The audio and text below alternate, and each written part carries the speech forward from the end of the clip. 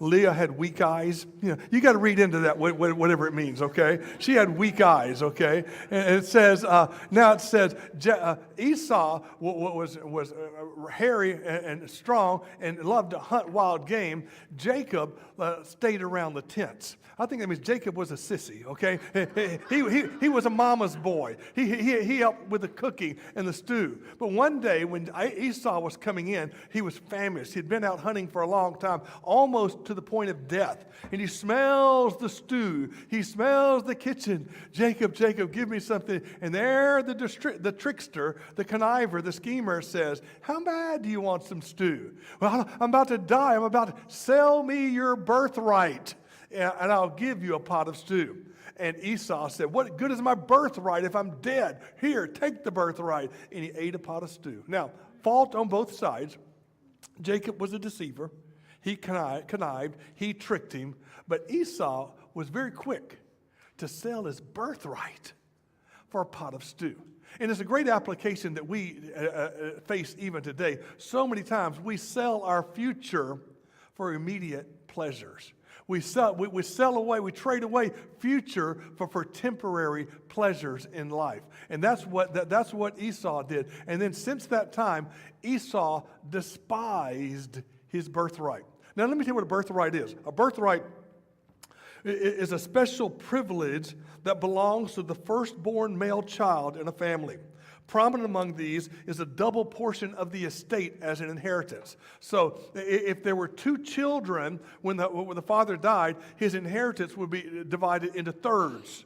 And the older son would get 2/3, and the younger son would get 1/3. So that it would always get more. So that was an expensive pot of stew. Wouldn't you agree with that? And he said, I don't care about that. I just want the here and the now. So once it had been sold, the word of God has sort of been fulfilled, that the older would serve the younger, because the younger now had the birthright. The younger now had the place of honor and blessing in there. So that's what we know about how God's will came to pass right there. Okay? So let's look over in the top of page 57. Today we're going to look at the final years of the life of Isaac, possibly the most notable event that took place during his lifetime. But as we look into these final years, we will look not only at Isaac, but also Rebekah, Jacob, and Esau. Now, I don't know if you're taking notes. I preached a sermon on this chapter one time. I had 7 points. Number 1 was Isaac's decline. And then I'm going to go through them all, but I'll start off with number 1. It says, when Isaac was old and his eyes were dim so that he could not see, he called Esau, his older son, and said to him, my son. And he answered, here I am. He said, behold, I am old. I do not know the day of my death. Now then, take your weapons, your quiver and your bow, and go out to the field and hunt game for me, and prepare for me delicious food such as I love, and bring it to me so that I may eat, that my soul may bless you before I die. Now, I love that first sentence. When Isaac was old and his eyes were dim. Anybody here relate to Isaac? Okay. When Isaac was old and he could not hear and he could not see, his eyes were dim. And what I see here is that Isaac was getting old, and he started out so well. But a good beginning does not guarantee a good end. And that's the point I want you to take home today. A good ending, a beginning, does not guarantee. You remember he went with his father Abraham, allowed father Abraham to sacrifice him on the altar. He was a model child, and he served faithfully. But as he got older, now there's some examples in the Bible. How about King Saul? Saul started out well, but ended bad. How about King Solomon? Started out well and ended bad. And friends, as we get to our point in life, we want to finish strong. We want to finish well. I was listening. Everybody's told me the football season is here. Football season is here, and I got a real stressor on my life right now. Everybody's asking me, "Is he going to do the football shirts again this year?" and I said, "You don't know how stressful that was last year," and so I haven't decided if I'm going to do that yet or not. I got so many shirts over in the closet. My wife says, "Get rid of those things, Rob." And so, but someone said with the football game, the football coach said, "We started well, but that's not enough. We have to finish well." Finish well. LSU wishes they would have finished well against USC this weekend. They started well, but they didn't finish well. So I put, and although we don't have a lot of information on the final years of Isaac, I think it's safe to say he did not finish strong. In our scripture, Isaac is old and blind, and his overarching objective in his final days is to give his blessing to his favorite, that's the key word, to his favorite son Esau without his wife finding out what he is doing. Okay? Men, do we ever do anything without our wives finding out what we're doing? So, you don't do that? I was at the golf store the other day, and the guy bought a golf club, and he says it was $200-something, and the guy says, "Whoops," he got out his credit card. He said, "No, better pay cash."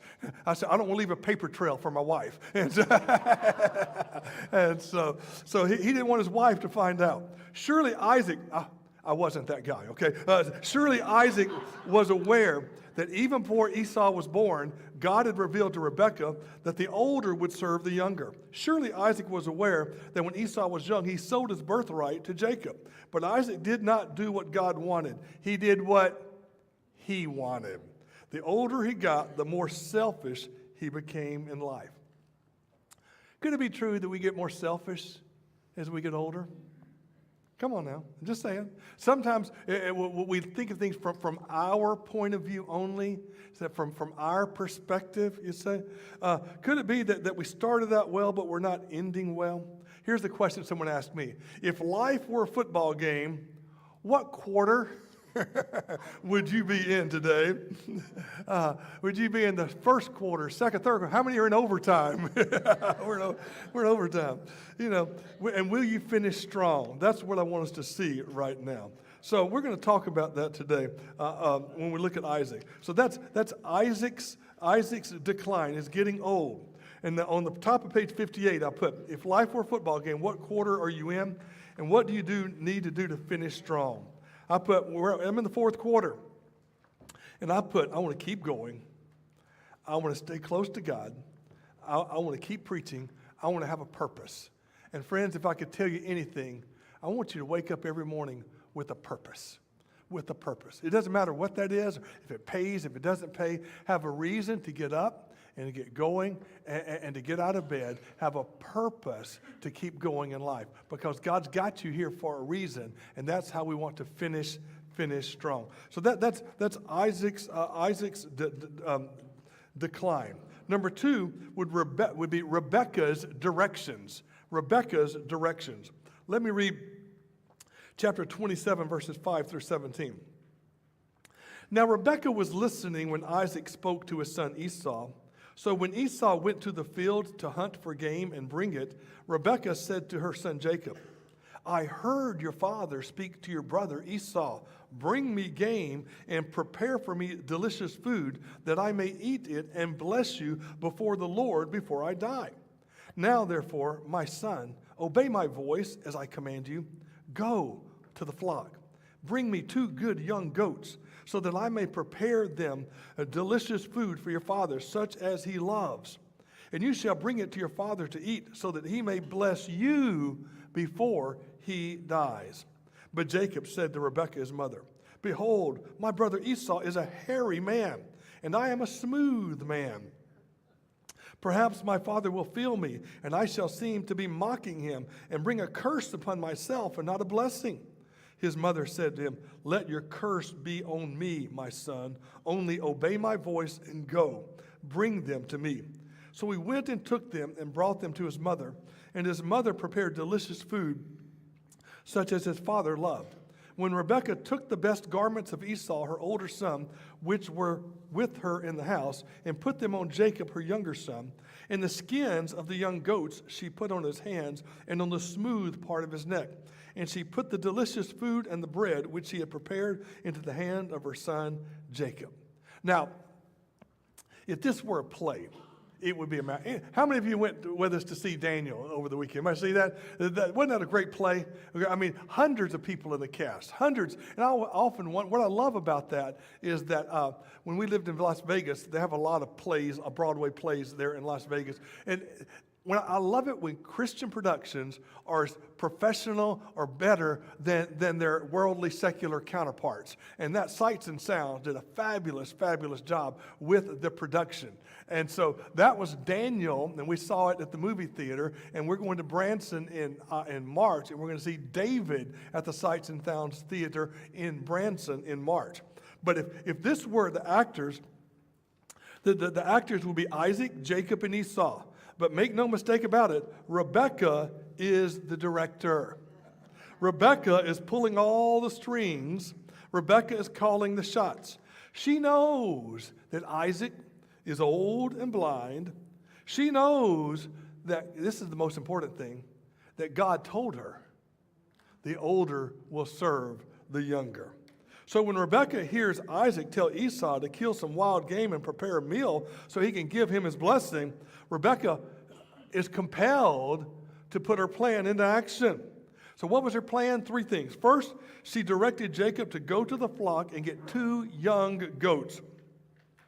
So she knew Esau was going out into the wilderness hunting, so she had to act quick. Quick, go to the flock, get 2 goats, because that'll give me time to prepare before Esau gets back.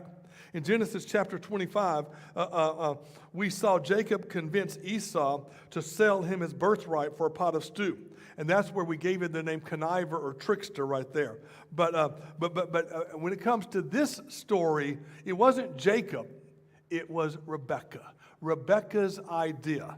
Rebekah's idea. Now let me back up and just talk about birthright and blessing today. A birthright is the privilege given to the firstborn son.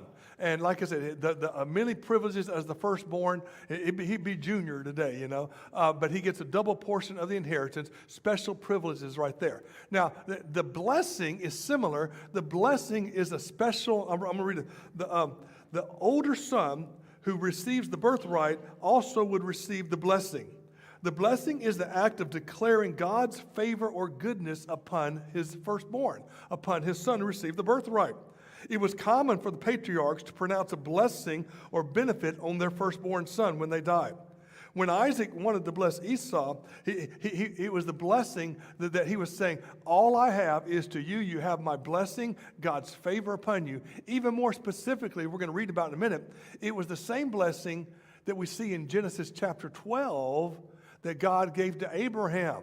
He says, your descendants will be as numerous as the stars of the sky, as the sand of the seashore. You will be a blessing to others. Those whom you bless will be blessed. Those whom you curse will be cursed. So the words of Isaac come from that same blessing God gave to Abraham, okay? So only problem was God didn't want it to go to Esau.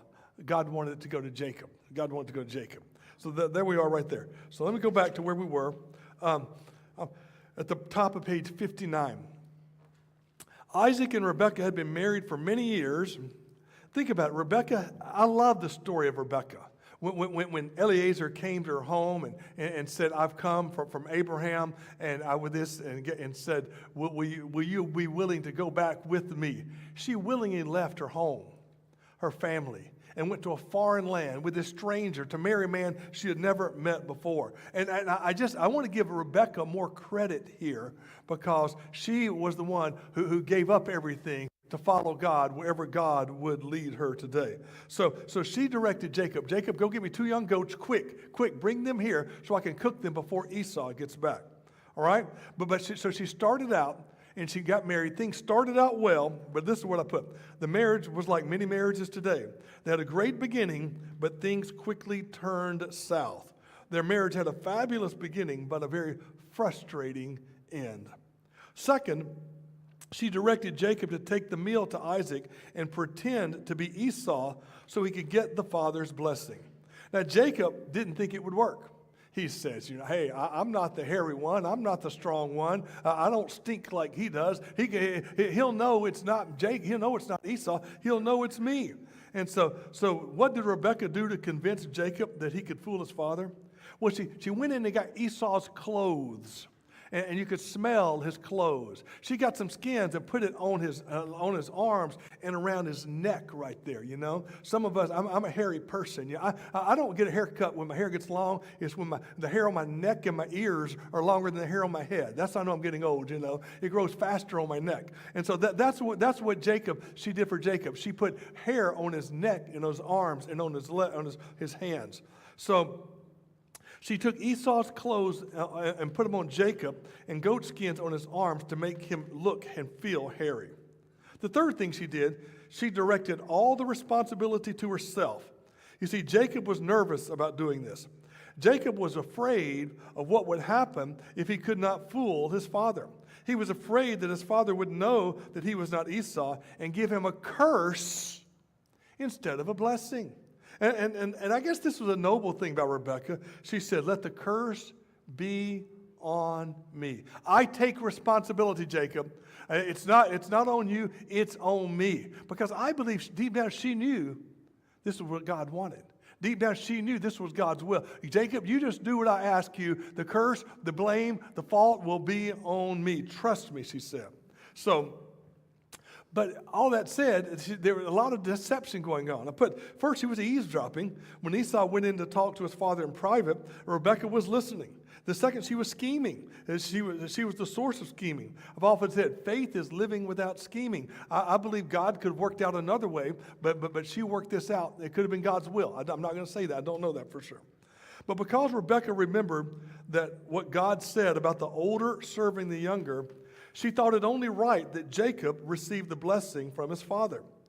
But instead of waiting to see how God would accomplish this, Rebekah took matters into her own hands to help God out.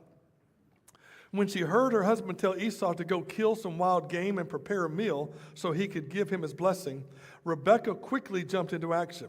She told Jacob to go get 2 young goats and she would prepare them for his father to eat.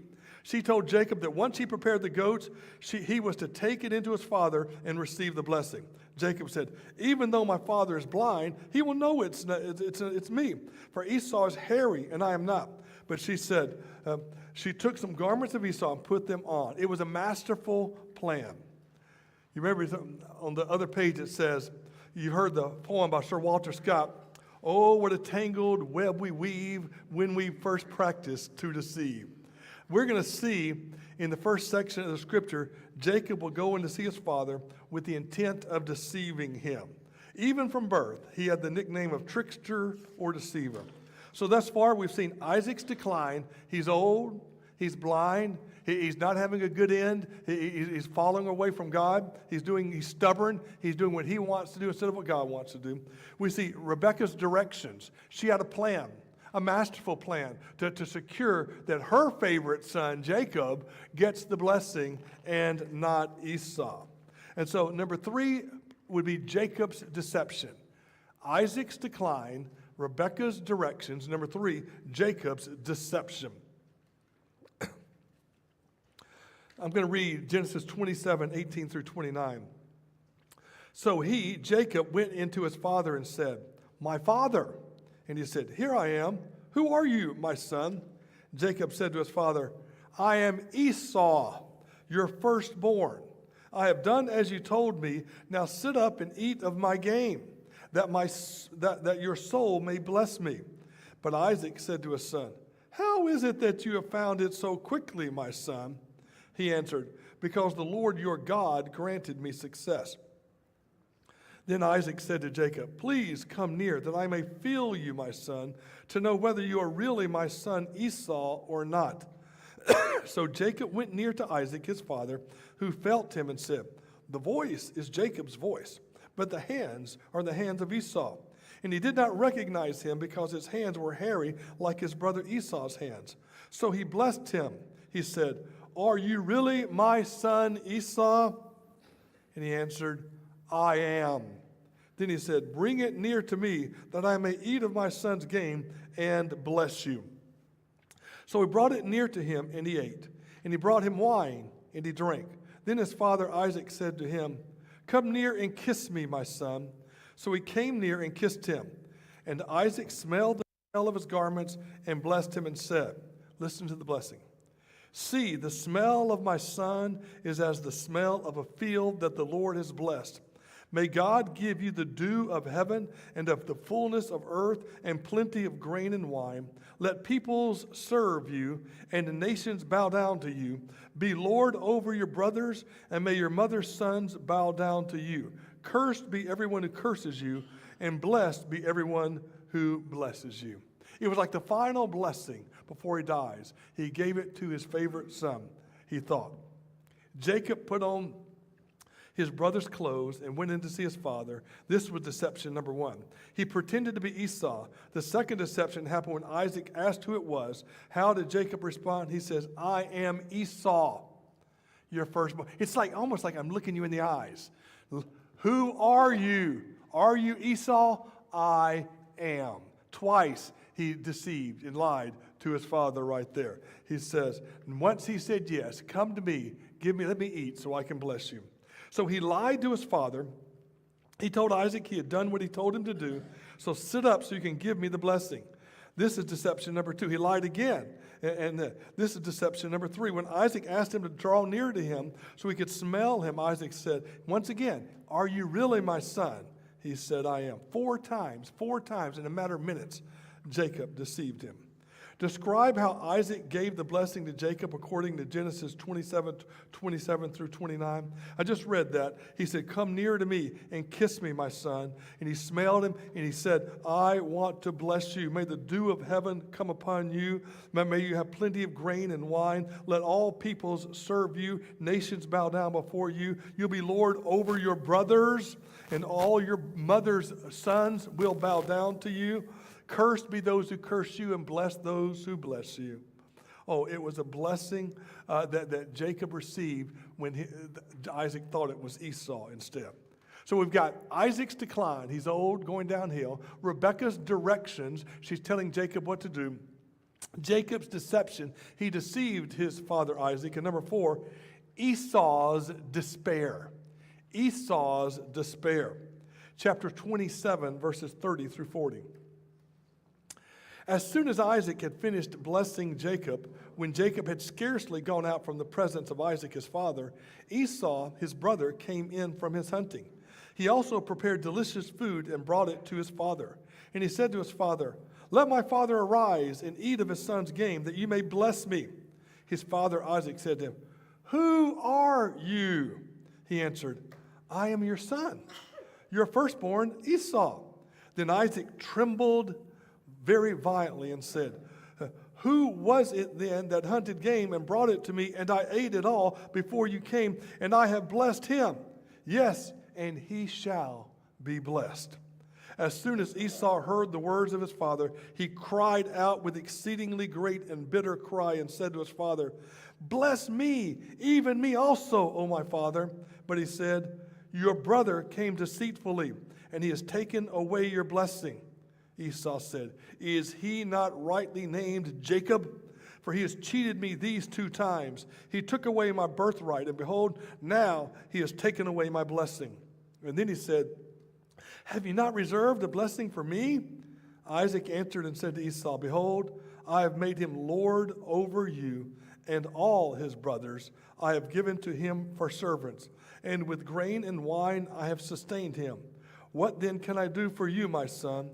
Esau said to his father, "Have you but one blessing, my father? Bless me, even me also, O my father." And Esau lifted up his voice and wept.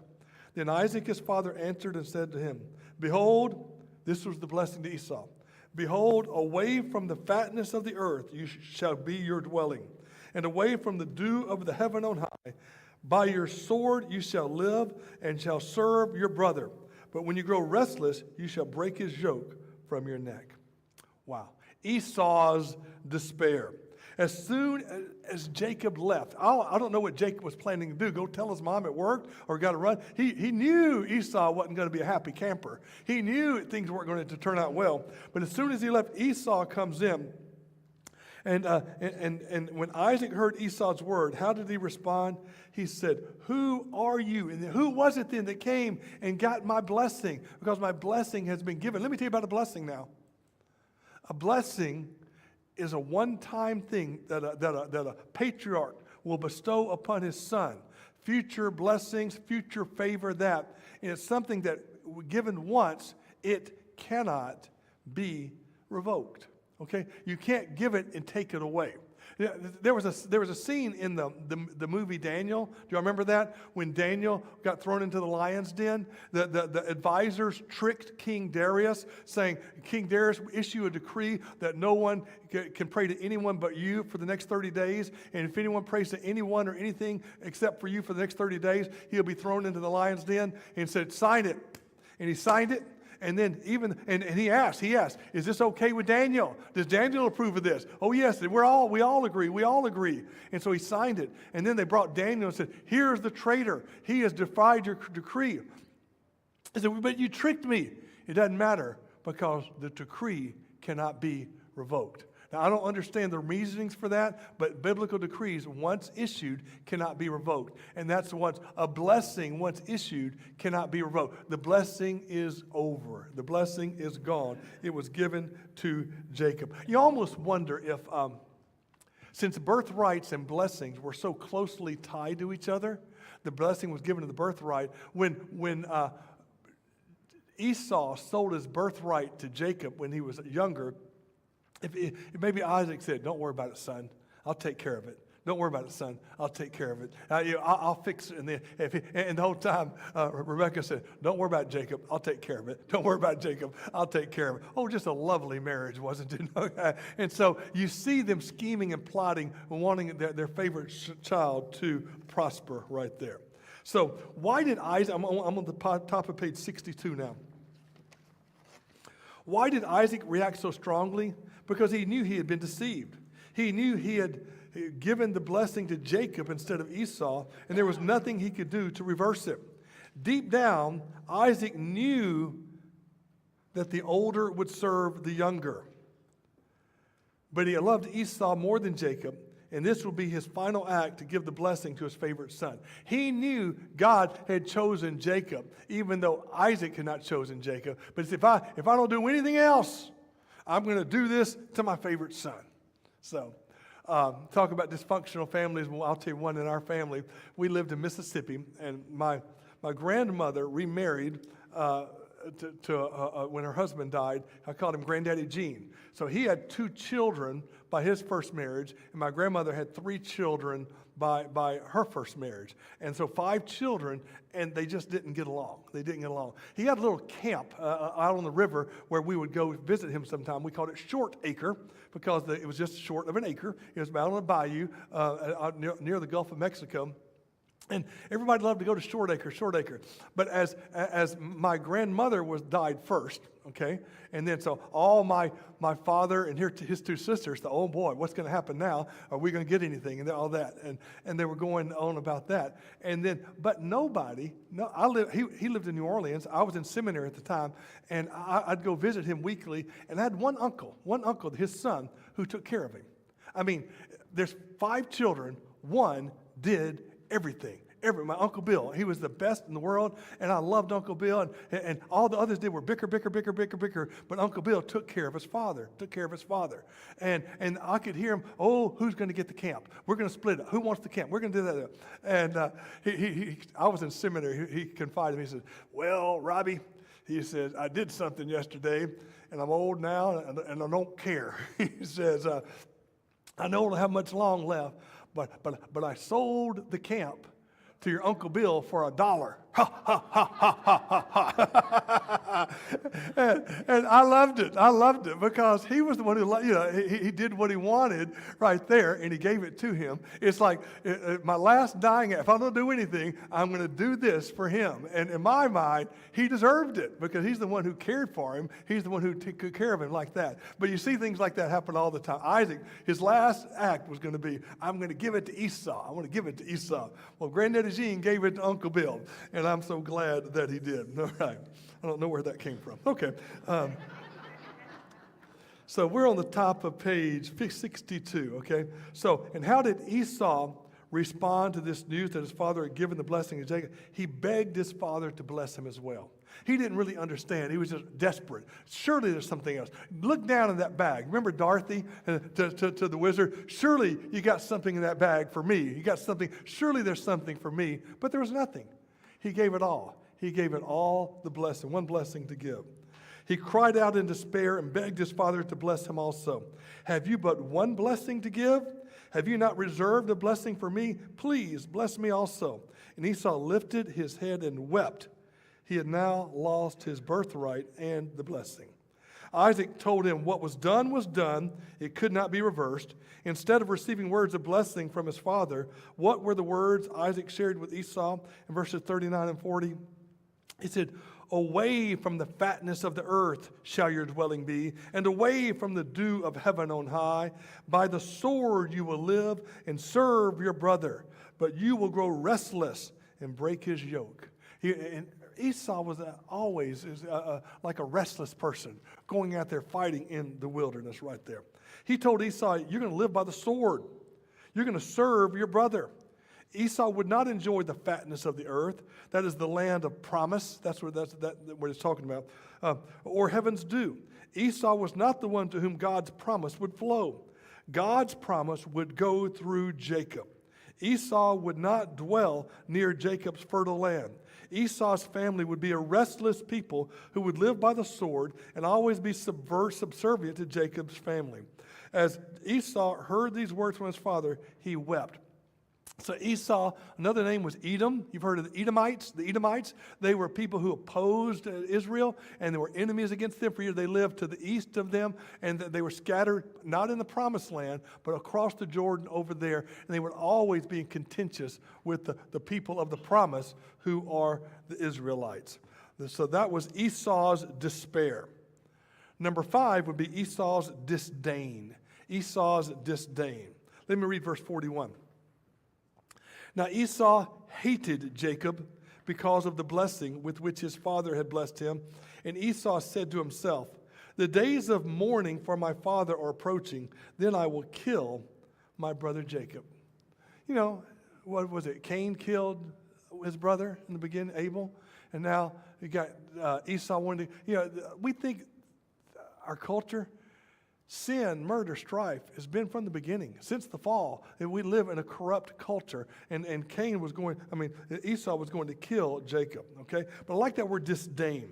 Webster's dictionary defines the word disdain as a feeling of contempt for someone or to look on someone with scorn. I believe this describes how Esau felt about his younger brother Jacob. The Bible takes it even further and says that Esau hated his brother Jacob. In what ways could we understand why Esau hated his brother Jacob? I'll give you 2 reasons.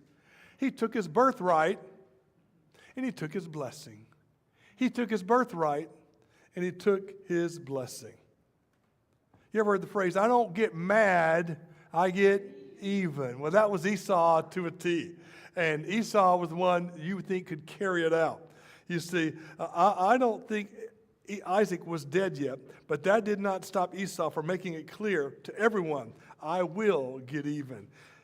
And hatred can cause you to do terrible things, and that's exactly what happened to Esau. When you get controlled by revenge, and when I talk to people and they come and tell me something that their spouse did to them, or a neighbor did to them, or a family member did to them, and I tell them you need to forgive them, they'll look at me like, Pastor, did you not hear a word that I just said? And forgiveness is not on the table. You don't understand. Or you ever heard this word? I'll forgive, but I'll never forget. That's not forgiving, friends. That's not forgiving. And I tell people, this is what I say. You don't forgive for their sake. You forgive for your sake. Because if you're holding on to that disdain, if you're holding on to that hatred, if you're holding on to that scorn and contempt, it's like an acid eating you up from the inside out. Anybody relate to that? You don't get, but they don't deserve it. They don't. That's not the, friends. They're winning. As long as you hold on to it, they're winning because they're doing just fine, you know. And we think we want something about our human. We want them to suffer like we've suffered. And friends, it's like my definition of bitterness, bitterness is when you go and what is it? Let me get this right.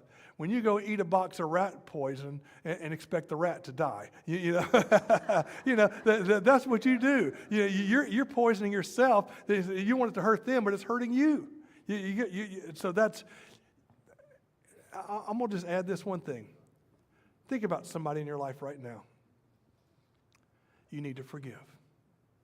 Forgive. And you just say, I forgive you. Not I forgive you, but.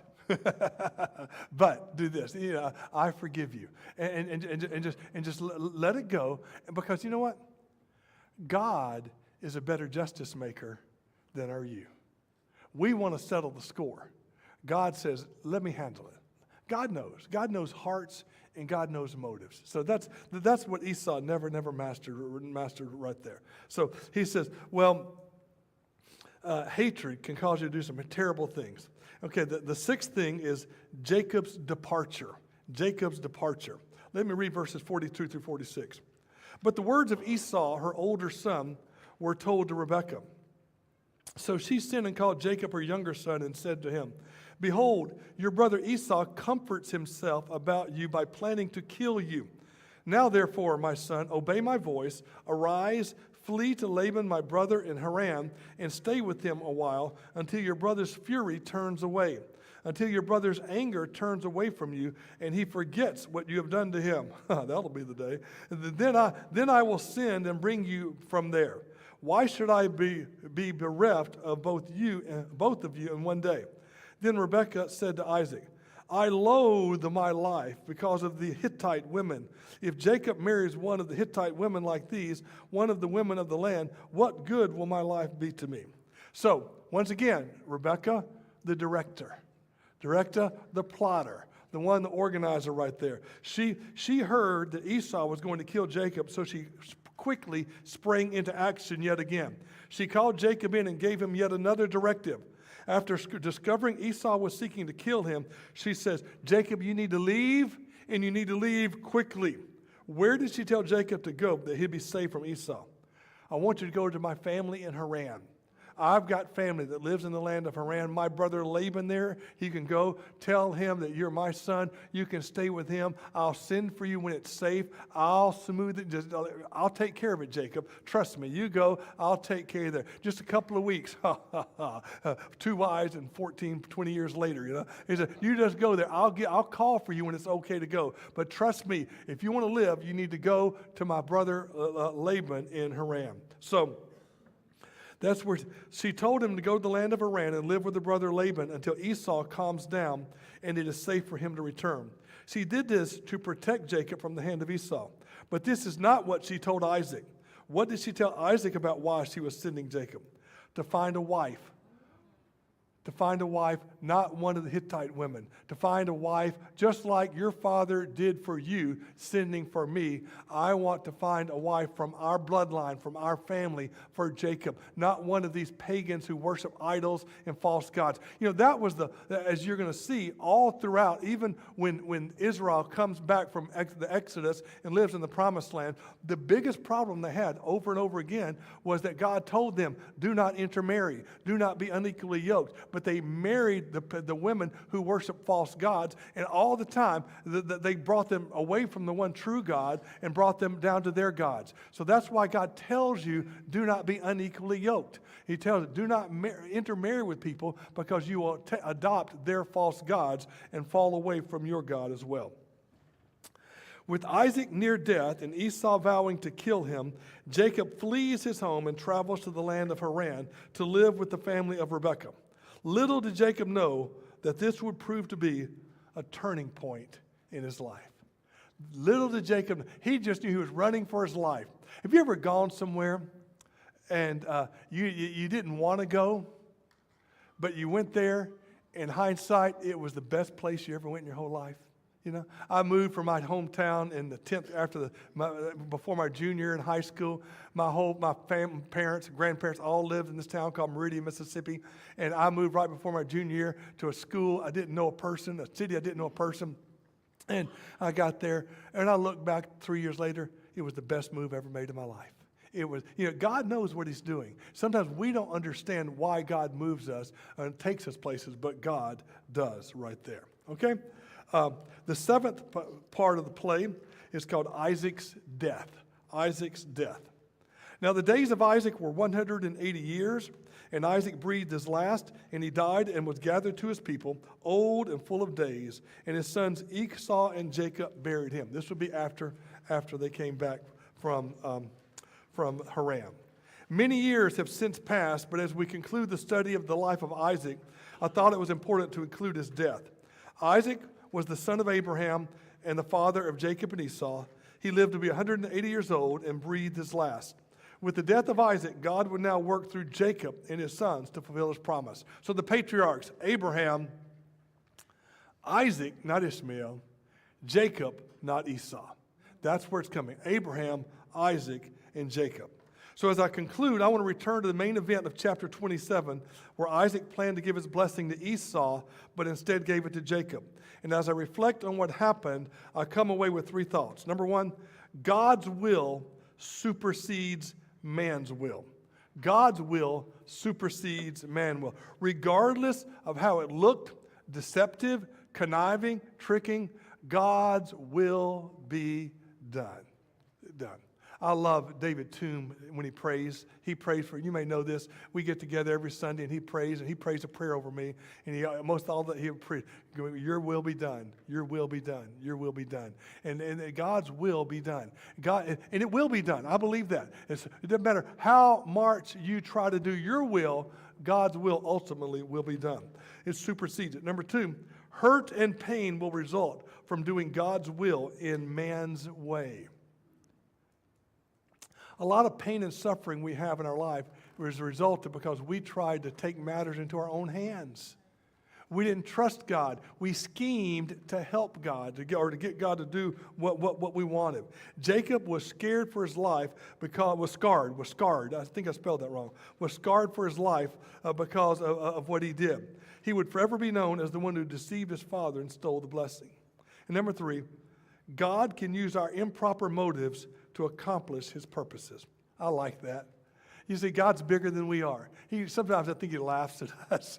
What's Robbie Boyd trying to do down there? He said, I'll show him. I'll do it. Just quickly do it like that. So even though Rebekah was wrong in taking action, God still used it to bring the blessing to Jacob. There are times in our lives when although our actions may be improper or our motives impure, God can use them to accomplish his purposes in life.